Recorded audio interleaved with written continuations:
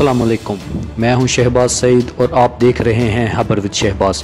Oman की आज की अहम खबरें इस तरह हैं। आज ओमान में 2 बच्चे पानी में डूबकर हलाक हो गए। दोनों बच्चे घर के पास बने हुए खड्डे में डूब गए जो कि बारिश के पानी की वजह से भर गया था। एक बच्चा सलाला में एक जगह ओकद में डूब गया और दूसरा जालान में। रॉयल ओमान पुलिस ने फैमिली से रिक्वेस्ट की है कि बारिशों के दौरान पानी वाली जगहों पर बच्चों को ना जाने दें। दूसरी अहम खबर यह है कि कंज्यूमर प्रोटेक्शन अथॉरिटी की तरफ से आज मुआले में एक्शन लिया गया और उन तमाम मार्केट्स और शॉप्स को सील कर दिया गया जो कि महंगे दाम पर सब्जियां और फ्रूट सेल कर रही थीं।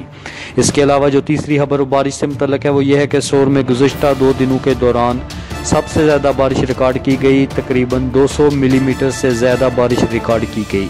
इसी तरह सलाला में 25 मिलीमीटर बारिश रिकॉर्ड हुई है।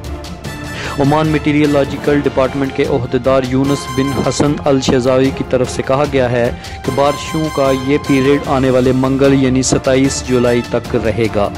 दूसरी तरफ रेस्क्यू टीमों ने 31 फैमिलीज़ को सोर के मुख्तलिफ एरिया से रेस्क्यू करके सेफ मुकामात पर मुंतकिल कर दिया है। तो ये थी अहम खबरें।